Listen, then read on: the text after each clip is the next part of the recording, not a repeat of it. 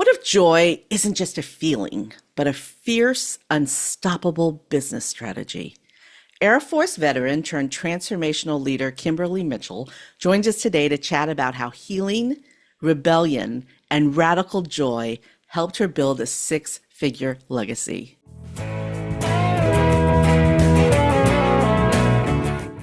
You are listening to Gratitude Geek. I'm Kandas Rodarte, productivity coach for female solopreneurs over 40. Welcome, Kimberly. Thank you so much, Candace. Such a pleasure to be here. So tell us your story. How did you become the joy warrior? Oh, well, that journey was a long one. As you said, I'm a veteran, got out of the military, went in as a mechanic. There's a rebellion story wrapped in that, but we won't go there right now. So I come out not knowing that I'm never going to be a mechanic, but not sure what to do. So I got into the corporate world and I was working. I actually had moved to Phoenix, didn't know a soul, and I'm out there. And I was had written a letter to the Human Resources Department at McDonnell Douglas about this scathing letter about how they had done this thing that was so terrible. And turns out I was wrong, but the letter was so eloquently written with such passion that the HR person called me and says, "We got to get you into the training department." So that was the beginning of the training career. And I really stayed in that industry. It was very exciting. I really love educating. And for decades, literal decades, I was one person externally and a different person internally, to the point where you literally opened the door to my house and you saw nothing but pure chaos, which was the complete opposite of what I was projecting out into the world. And that misalignment just stayed with me. And of course, over the years, you try different systems, different programs, different gurus, different trendy things that are happening, and none of them stuck. And I was just constantly in this rut. And it got to the point where the hardest part of my day was getting out of bed. And not because I was just laying there unhappy, but I was fantasizing about the life that I really wanted. And I didn't want to come out of the fantasy to deal with real life and get going. So I had this situation being a veteran going through the VA. They gave an assessment and it came out that I was mildly depressive. So I said, okay, that's mildly. I mean, I explained some things. I'm not just a person that sucks with bad time management. I'm not just a person who can't be bothered to clean their house. I'm not just someone with poor hygiene. I have an issue that I need to address. And so I started to go back through all the things that the programs and such and said, why didn't any of these work? And the biggest secret is that they all worked. They just didn't work for me the way they were laid out. So I started to try to pull the pieces together that that really resonated with me and said, there's a there's a process here. And that process starts internally. That really was the biggest epiphany, that until I fixed that piece of me, then none of these programs could work. None of the tools could work until I figured out what was going on inside. And that's when I really started developing these products to say, starting with the negative self-talk. I say this all the time. We, especially as women, we get all dolled up, stop at that mirror for one last look before we head out of the door. And then it begins. Oh my gosh, look at my hair. Oh my gosh, look at my chin. Oh my gosh, this dress looks terrible. And then we literally walk out of the door covered in self-inflicted wounds, trying to face the world and take it over. How can we do that? And then we also have these beliefs that make absolutely no sense for us to hold on to. But we clutch these things and hold them close to our chests, and they're holding us back all day, every day. And Mm-hmm. until we address those and get those buttoned up and clean out the ones that don't serve us, then we're going to be literally passengers in this subconscious trip that takes us wherever we don't want to go, or we say we don't want to go, but we're deep inside, we're believing that's where we need to go. Mm, So yeah. that's where all the processes are really targeted around the two things, belief and fear. Yeah. Holy moly. I just had a conversation recently with Fletcher Ellingson. It's episode 275, I believe. So just a few episodes ago, and the whole episode is about fear and overcoming fear. It just seems like this theme of fear is very prevalent in society today. Yes. Before we go too far, I have to tell you something because it's hilarious. So my dad was in the Air Force when my he and my mother met, and he was stationed in Tucson. I don't know what the Air Force base was, but and I was born in Phoenix. Okay. So so there's a little couple parallels there. I mean, I was never in the Air Hmm. Force, but my father was, and then he went to work for the Department of the Army. So I call myself an Army brat, even though he wasn't in the Army, he worked for the Department of the Army. I still call myself an Army brat because I lived on or near an Army base my entire life, Right. or my entire childhood. But yeah, I just thought that was really funny. So, what is the Air Force Base in Tucson called? I Or can't remember, but I never made it to that base. By the time I got out to Phoenix, I had, I'll tell you a little quick story, another parallel. So I did my active duty time in the Air Force, but I decided when I got out to get into the Army National Guard. And it was literally like Private Benjamin. It's two different worlds, and I did not fit. So when I got out to Phoenix, I had literally just left the Army National Guard because I said, if I couldn't make the Army Guard back in New York, there's no way I'm going to be out here in the desert trying to be an Army person from the Air Force. how interesting. I wonder why my dad managed to make it. Well, he did do a little stint working. He went to Vietnam as a civilian working for RCA, and what he did, well, they basically flew him around in helicopters and he fixed radars. So that's what he did in Vietnam for 18 months. Oh, nice. But then he went to work for the Department of the Army after his RCA stint. Hmm. But his entire life, even as an employee of RCA, he was a government contractor. So he Yep. worked for the government his entire career, which it's a good gig if you can get Yep. it. It is. It is. But yeah, I mean, I owe a lot to the military, even though I was never a member of the military. Everything, all of the benefits and privileges that I had because of my dad's rank as a civilian in the Department of the Army. Yeah, You it's know, great. so yeah. Okay, so I want to talk about joy as a business strategy. Well, I'll tell you, the key for me was creating joy as a baseline. When you are able to take on that presence and that power of being able to say, joy is what I say it is, when I say it is, where I say it is, it's so much easier to accept your worth. One of the biggest audiences I work with in the training world are early stage entrepreneurs. And one of the biggest hurdles that we have is sales, asking for the sale, recognizing our worth. And I had to say, this is really sales is just an exchange of value. Let's say if you're sitting in the dentist's office and someone walks up to you and says, I need you to give me $50. Well, the first question you're going to ask is, for what? Because you haven't, there's been no exchange of value. You want my $50. What am I going to get? Well, when you're establishing joy as your baseline, you're able to recognize the value that you bring and then exchange that for money. So now at that point, the question just becomes, who is this valuable to and how valuable is it?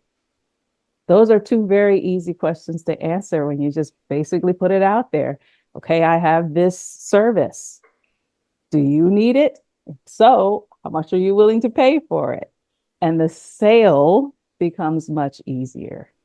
So it's all about really understanding thinking about your exchange with your customers. If you have a customer that is what you might call a problem customer, and if you go into it thinking this person is just annoying, this person really doesn't like me, this person really doesn't want this service, all of these negative things about the person.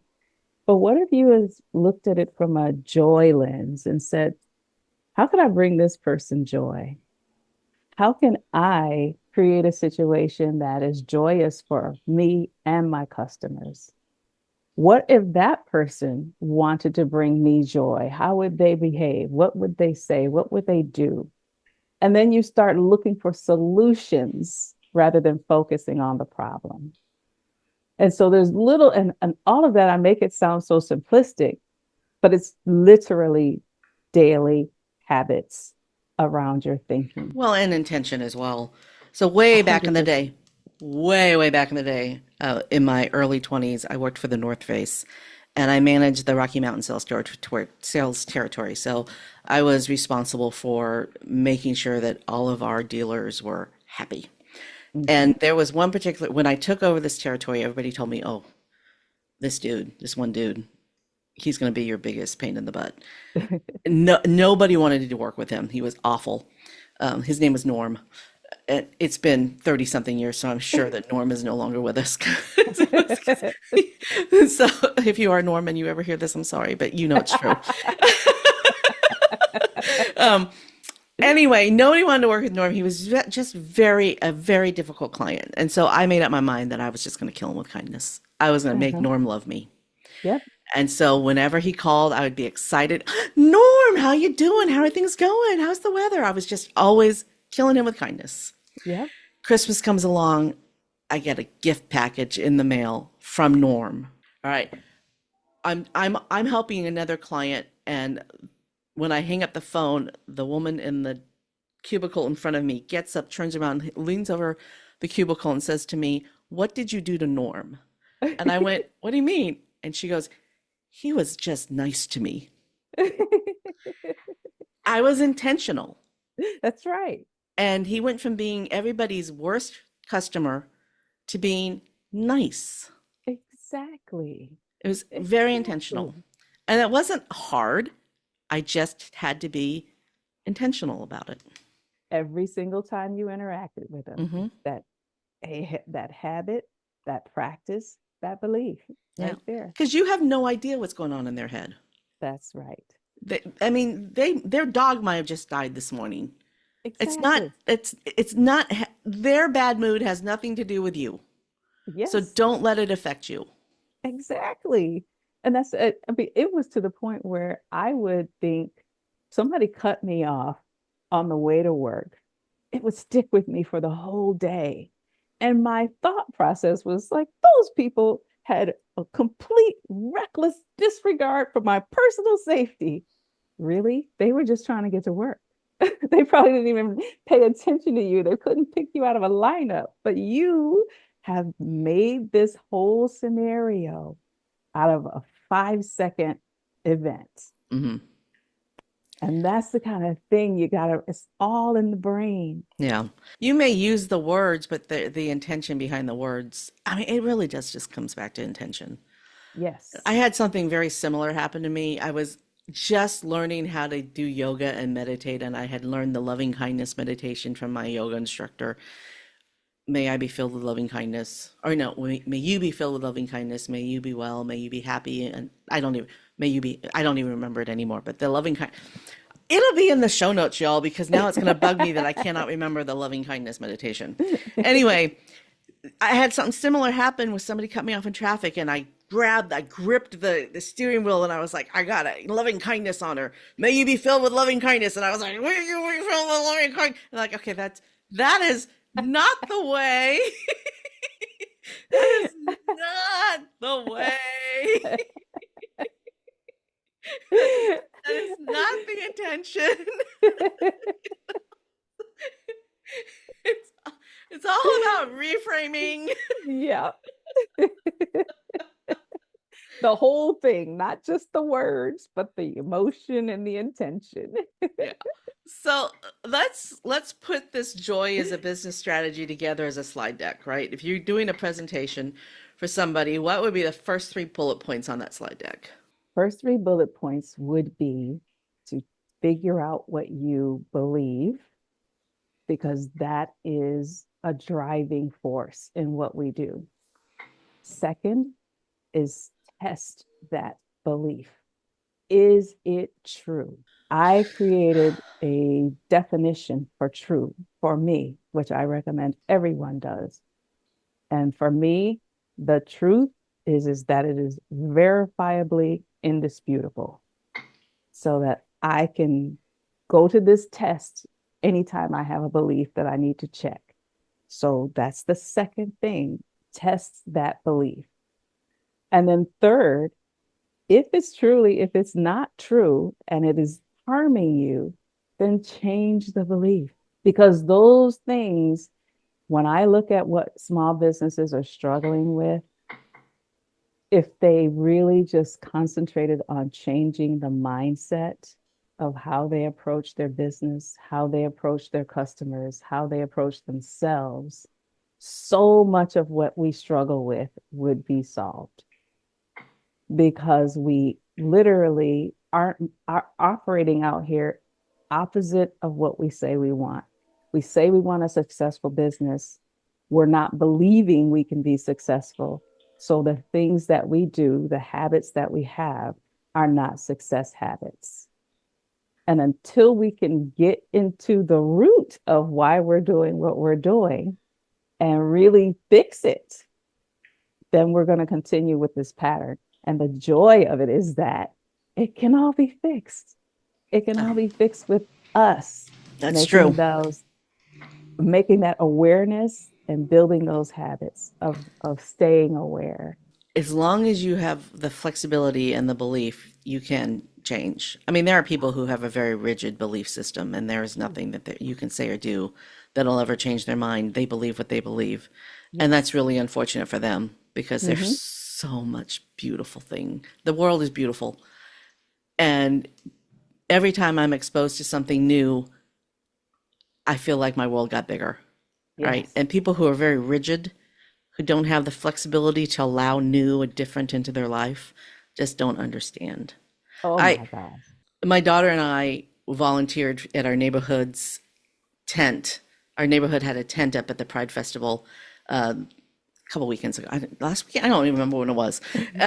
But it was really fun because, usually when you go to festivals as a participant, you're just walking around and you're noticing, you're window shopping, and you're noticing things like, oh, that's a cool thing for sale, or, oh, let's go listen to this entertainment. But when you're in the booth and you're passing out bubbles, which is what we were doing, we were passing out bubbles, you notice the attendees.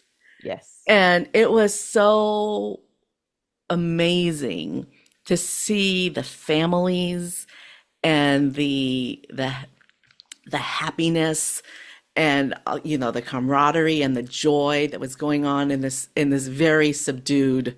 I mean, it's a very subdued festival, but everybody was in a good mood. There were people singing, walking around. The music was playing. There's people from age babies to very elderly, wheelchair. I mean, it was so wonderful, and I wouldn't have noticed the people if I had been there as a booth shopper. Wow. Wow. But my brain just opened up to this, like, wow, because if I am a cisgendered female, right? I'm an ally, but I don't live that life. I just am a very warm, welcoming, supportive person, and the neighborhood needed an extra body, right? And I said yes. So I don't see that lifestyle outside of what you have on TV. And it's not what's on TV. Right.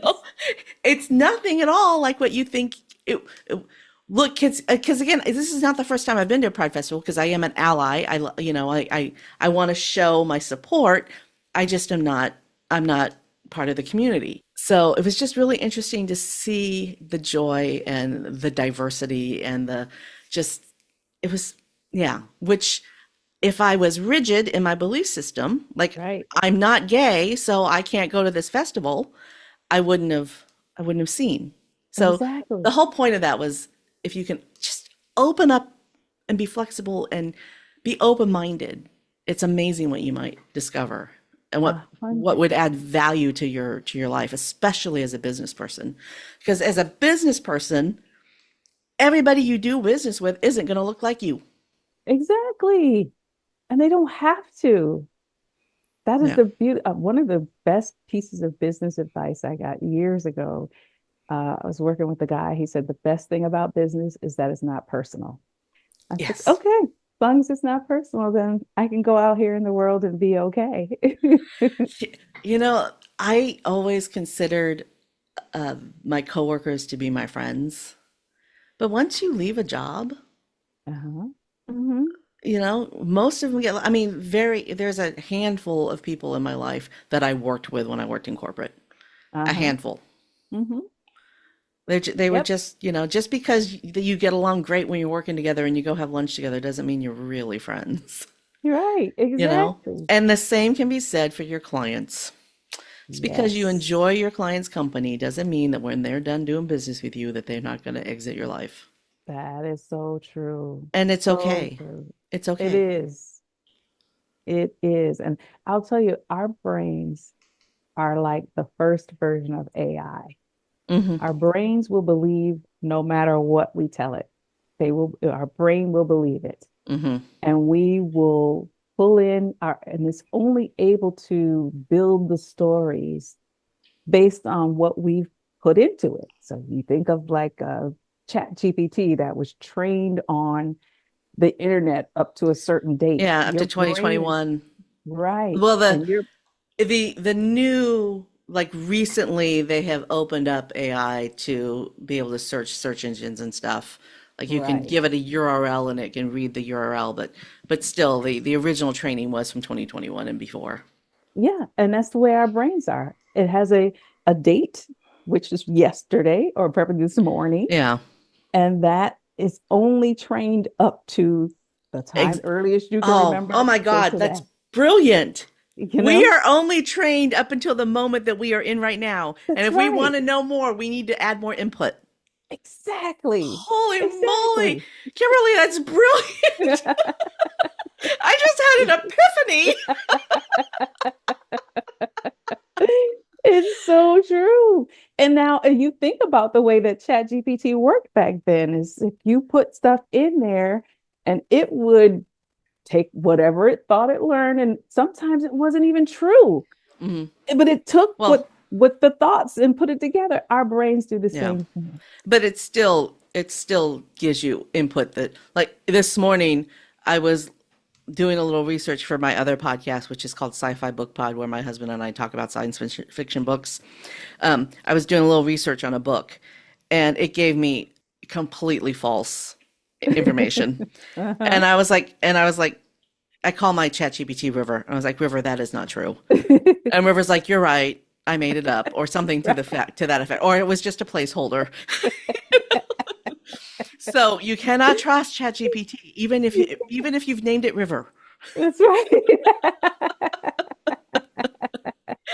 ChatGPT is a tool. All AI are tools, That's right. and do not use anything verbatim. You know? Exactly.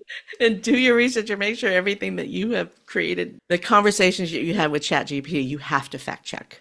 You You have to absolutely fact do. check But you should do the same with your with your brain. own brain. That's Exactly. right. Because I'll tell you, Exactly. I have a friend of mine who you'll have a conversation with her. I'll have a conversation with her, and she'll say something like, oh, yeah, when I went over to Beverly's house, she was on the phone. When I walked in, she said, oh, that's right. So the person on the other side must have said, Jerome is doing this thing again. And I go to her, he is that what they must have said? Like the only thing they could have possibly said that would have elicited that response was Jerome's doing that thing again? You have made that up. Your brain made that to mean a certain thing. Mm-hmm. And you can choose what your brain makes it to mean. Yeah. You choose that. So as long as you can choose, why choose the worst version of the story? Mm-hmm. As long as you're the author, make it the best story it could possibly be. Mm. Because one of the beautiful things about our brains is that neuroplasticity, Yep. the ability to rewire. If you think of your beliefs like a worn path in an open field, they're just things you keep thinking, you keep telling yourself are true, and it creates this groove in your brain. But the good news is you can always create a new groove. And as you do and build that new groove, this other one just becomes overgrown and useless and powerless. But Mm-hmm. it takes that practice, it takes that awareness to say, what is it that I believe? And is it true? If it's Yeah. not, then let it go. Let's talk about affirmations because a lot of Yes. folks think that affirmations are lies, including me. I mean, Mm-hmm. if you've got a zero bank account balance and you say I'm rich, you Yes. know you're lying to yourself, right? Yeah. However, if you can be grateful for all the things that you do have, even though you have a zero bank account balance, you can Yeah. still feel rich. Yes. Want to talk about Yes. that? Oh yeah, because I'll tell you, I also affirmations weren't my tool. I didn't feel authentic with affirmations. But it becomes the for me, the reason that it didn't work or what didn't resonate is because it obviously was not true. When I put it against that test, I don't have $1 million in my bank account. Yeah. But the question becomes, what is the real reframe? Is the reframe that I need $1 million? Because I'll tell you, for me, money is probably like one of the biggest struggles because I don't have much respect for it. When Mm. my father passed away when I was 15, very unexpectedly, very suddenly, I lost all respect for money because I felt like even if I had all the money that was ever printed in the world, he still would be gone. There was nothing I could do to bring him back. Money could ceased to move me. But years later, during all the struggles and all of the who cares about money, who cares about things, I got to the point where there were things that I wanted to do to help people, and those things required money. But I still had that belief that because my father died, I did not respect money. Well, my father is always going to be dead. So am I always going to not respect money? I had to change that belief. And I had a phrase that I read that really resonated. It said, money is power, not powder. So stop blowing it. Well, then why don't I do that? And then I started to really focus on what do I want to believe about money? And as you said, it became, I am very grateful that I have everything that I need. And I am grateful that if I need more, I can get more because money is probably one of the easiest things to get. It's very I need fluid. money now. I can walk out and sell something from my house. I Yeah. could bake a good. There's a whole lot of things I could do to get money. Mm-hmm. So just changing that belief around what it is that I want to be focused on, and that made it all the difference. And I focused on, as you said, the gratitude of it, Mm-hmm. the beautiful power that I have to have whatever I need. People don't carry cash as much as they used to, but back in the 90s, I read this book by Susie Orman where she talked about being respectful of your money and that you don't wad up all your money and put it in your purse. Actually, put your dollar bills in order, make them all Mm-hmm. face the same direction, make sure they're nice and flat, and really respect your money.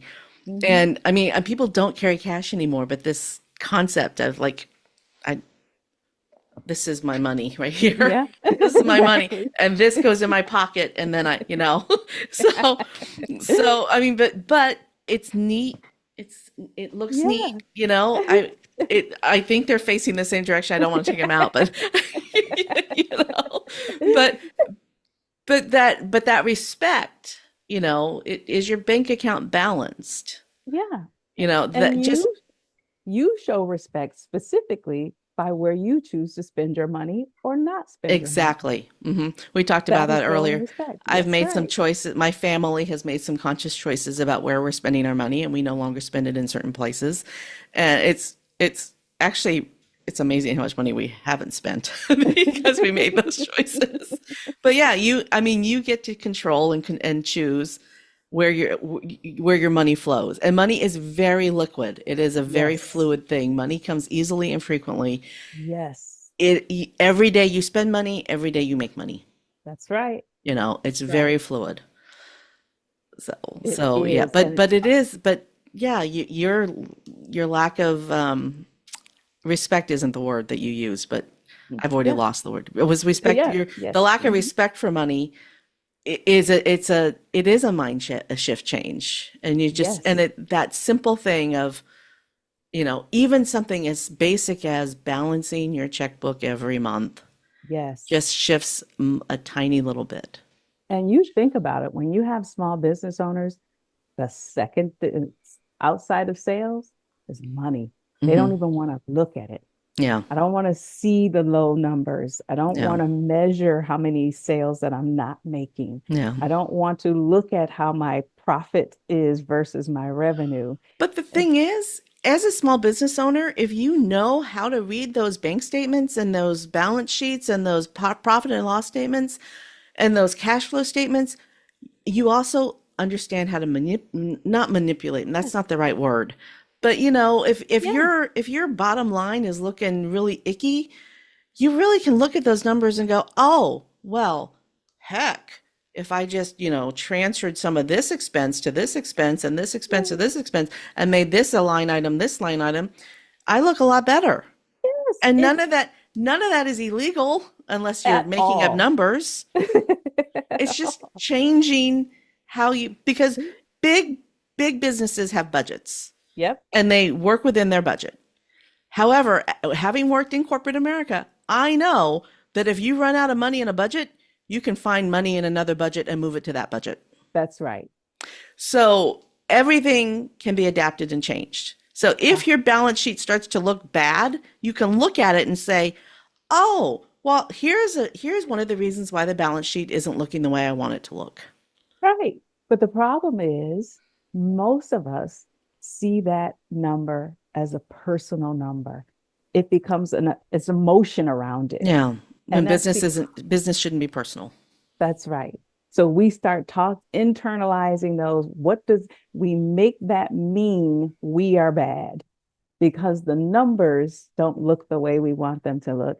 We make it to mean something very personal to us. At the end of the day, it's just data. And as you said, you look at that data and you can learn and glean information from that data that you can make changes that will change the data. Hmm. And there's so much joy in those numbers too. Yes. Holy moly, if you're really good at keeping track and you can say, "Oh my goodness gracious, I made $20 more this month than I did last month." Yes. $20 is a big deal if you're a small business. It can be, That's right. right? Or you can say, "Oh, I could save $600 a month if I do this instead of this."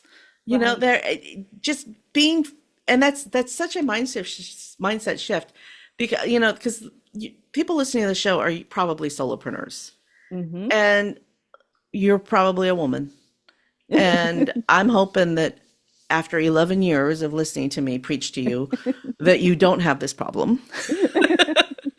But get friendly with your bank statements. Get friendly Oh, with your yeah. those reports. So Exactly. important.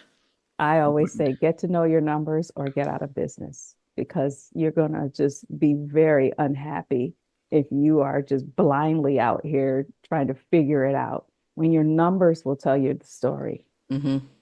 And even if the numbers look small, If the profit's good, Right. why does the net matter when the gross matter when the net is good?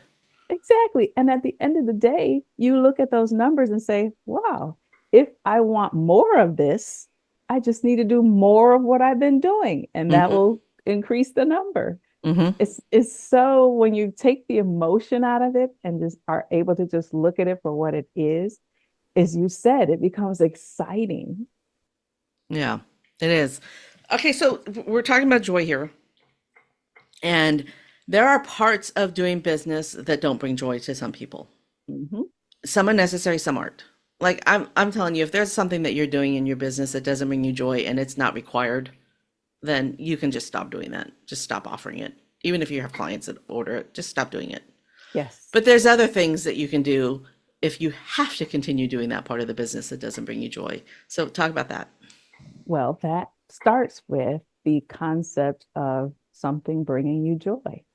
Joy is something that is within us 24/7. It's basically covered up by all the things that we're telling ourselves about what's going on in the moment, in the day, what's going on in the world. All of those things really just kind of conceal the joy. But if we are able to take these things in a way that is helpful to us. So for me, it is the detailed paperwork for this business. Just sitting down and going through line by line, editing some of the stuff, the very tedious things. Those things give me angst. But because I have just told myself, this isn't exciting. I'd rather be doing the other part of the business. I don't like doing this stuff. Those are messages that I'm giving myself during this time when I need to be doing this activity. If I just stopped that and said, this just has to be done, let's just do it like Nike, just get in there and do it. Just do And it. you literally take the motion off the table, get it done. And then, man, you first of all, you get it done faster. And then to think of the joy that you feel when it's now off your list. It's done. So I started doing not office hours, but co-working for my coaching clients. I wanted to see if it was something that would bring benefit to them because I know a lot of coaches offer these co-working sessions. Mhm. And so the very first one, which was recently, I mean, I just recently started offering this. The very first one of my clients shows up and I'm like, okay, what are you guys working on? And she says, I'm going to clean my desk. And so the way that I structured co-working was the Pomodoro technique because I believe in the Pomodoro technique. So which is Mhm. 25 minutes of work, 5 minutes of rest. Mhm. So I set the timer for 25 minminutes and I said, okay, we're going to come back in 25 minutes and we're going to report out and then we'll have another 25-minute session. And we're going to we'll report out, take a break because you have to with Pomodoro you have to walk away from your work and then come back to Mhm. it. So we come back after the first session or the timer goes off and I'm like, okay, everybody report in. And she says, it only took me 15 minutes to clean my desk and I've been putting it off for weeks. So Right. she had 10 extra minutes. But she wouldn't have done it if she hadn't come to Right. co-working, right? Oh, she might have, but but I was skeptical about this because I was like, I don't know.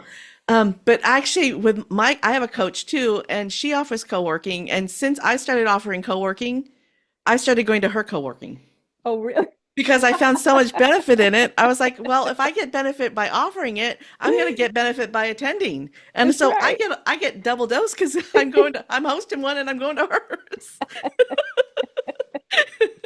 That's fantastic.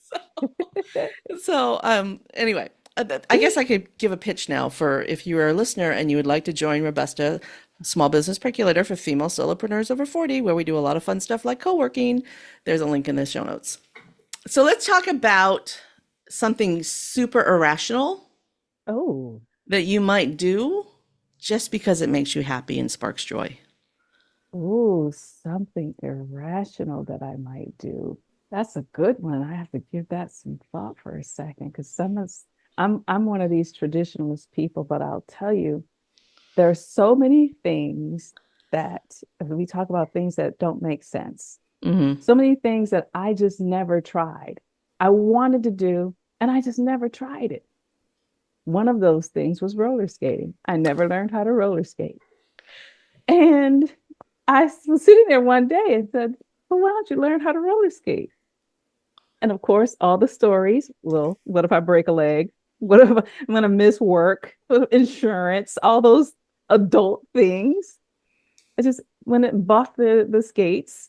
Now I was completely terrified. I'm not even making it up. I'm terrified with wheels under my feet. I went and bought a skate trainer, just like the little kids have. They make adult size ones. So I'm out there, and within 90 minutes, I'm skating I love it. I love without the it. trainer. I used to love roller skating, and then they came out with roller blading, and I Uh-huh. felt like roller skating wasn't sexy anymore, but roller blading was just not my thing. I didn't want to do it. Just because rollerblading, it kind of is like a speed thing, and roller skating is a kind of, Yeah, it's the difference between running and walking, I think. that's right. So why Rollerblading don't you is running, roller skate? skating is walking. Yeah, I don't, there's no reason why I can't start roller skating again, I That's guess. right. Exactly. When I was a kid, I was at the roller rink every weekend. My mom Right. would drop me off and I'd stay there all day. You know? Exactly. There's so many things, and we talk about joy. If we think about the things we did as kids and how easy it was to Hmm. feel that joy, it makes no sense that we're not doing these things as adults. Yeah, that's true. That is true. That is so true. It's never too late to learn either. At all. I listen, that's my motto. I'm 57 and I'm out there with my little skate trainer saying, I'm going to get this so that I can learn to skate. And next, I'm going to be learning golf. Oh, Not been a big thing of mine, but I mean, we're getting a top golf here. And I said, I want to go. I want to hit the ball more than I miss the ball. that's so funny. All right, we Mhm. need to start wrapping up. Is there Okay. anything that you wanted to talk about we haven't chatted about yet? I would just say that when it comes to business, don't give up. Don't give up based on a story that you're telling yourself. Think about it. Really examine that story because we need business today. We need small business owners. We need people. I'll tell you, my fervent hope and desire is that all of this entrepreneurial ecosystem will birth a woman who comes up with a better way to give a mammogram. If that one thing can happen in my lifetime, I'll be happy. Oh, yeah. Well, there is a better way of giving a mammogram. It's just not covered by health insurance. Oh, And that's I mean, that really is the conversation that women need to start having. yes. Women need to come to the table and have these conversations because if we allow men to make our health decisions for us by law, Yeah. we need to start electing women. Yep. We need to start trusting women. We need to start believing that women can do. Yes, And we can. yes, we can. Because I mean, a woman invented the traffic light. I think a Hmm. black woman invented the traffic light. I might be wrong, but I'm pretty sure it was a black woman who invented the traffic light. Black women got men on the moon. Hmm. you Hmm. know, women, Hmm. women are, and no, no, they never get credit for it either. Exactly. They never get And credit for and it. that is one of the things we as women need to start doing is putting ourselves out there Hmm. as saying, "Hey, hey, I did that. Hey, Yeah, don't, right here." exactly. Which is so hard for most of us. It is. It It's so hard is. for most of us like to hide behind whatever, you Yeah, know? exactly. And So, we so willingly accept the passenger seat. We need to mhm. start driving. Mm, I love that quote. I love that quote. But yeah, you are absolutely correct though. Something wonderful is going to happen because of a woman tomorrow. Today. Yeah, exactly. Something wonderful is going to happen because of a woman today. Exactly. Hmm. I Yep. love that. Yep. And not just one thing, Right. a And I million mean, that's things. That's Yeah. part of my audience is women 40 to 60, us seasoned individuals in our prime time is what I call it. And I said, through the joy of us, we will change communities. Hmm. Yeah, Period. you and I have very similar missions. Yes. I spent my childhood not recognizing myself in people on TV. I, I have an Asian mother. We had Connie Chung and Mrs. O'Brien on Star Trek, Yep. right? That's it. And the Asian people that were on TV were kung fu fighters, you Mm-hmm. know. Mm-hmm. You Yeah. know? And I'm just now seeing people who look like me in roles that feel like me, right? And doesn't Not a it lot make a of them. difference? A lot of them. It does make a difference. It's not a lot of them. I mean, they're still making way too many kung fu movies and not enough real movies. But Mm-hmm. but Mm-hmm. the world looks different now than it did then, Right. and I like it. You know, it's we're going through a really strange time, Yes, we but I are. know that we're in a dark tunnel and there is always a light at the end of the tunnel. So Yes, I yes, believe that when this darkness passes, the other yes. side is going to be glorious. Oh, absolutely. Because what I Glorious. believe is times like this really force us to become more self-sufficient. They force us to become more introspective and really figure out, okay, if things are going away over here, what can I do myself to replace it over here? And once we gain that muscle, once we build that muscle, it can't be taken away. Yeah. What is the legacy that you want to leave for the next generation? I think you already answered this, but answer again. What is the legacy you want to leave for the next generation? I would love to leave a legacy of curiosity. I believe it's Timothy Leary that's accredited with saying his the favorite three words are I don't know, because every time I say them, I learn something. And that sort of curiosity, as you've said more than once during this hour, expand your brain and your life will change. And if we can just get enough people who are willing to open those minds to all the possibilities, then we're going to see amazing advances in everything. Mm. A couple of years ago, I had the privilege of interviewing the Pope's personal astronomer, the director of the Vatican Observatory. And he was talking about how before he had joined the priesthood, he went to MIT and he was doing all this scientific research and how exciting it was for him to study moons and asteroids. And then, he was called and he joined the seminary and eventually became the Vatican. He's been the Pope's personal astronomer for 7 different popes now. Oh, So wow. he has a long history, but just that his the curiosity. I Yeah. actually just re-listened to that episode because I was putting together a what are my top 5 favorite episodes, and of course, if you interview the director of the Vatican Observatory, Yeah. that's gonna go on your top 5 list, right? So I went Uh-huh. back and I was listening to some of these episodes just to make sure that I was remembering that these were my 5 favorites, but I wanted to make sure they really were right.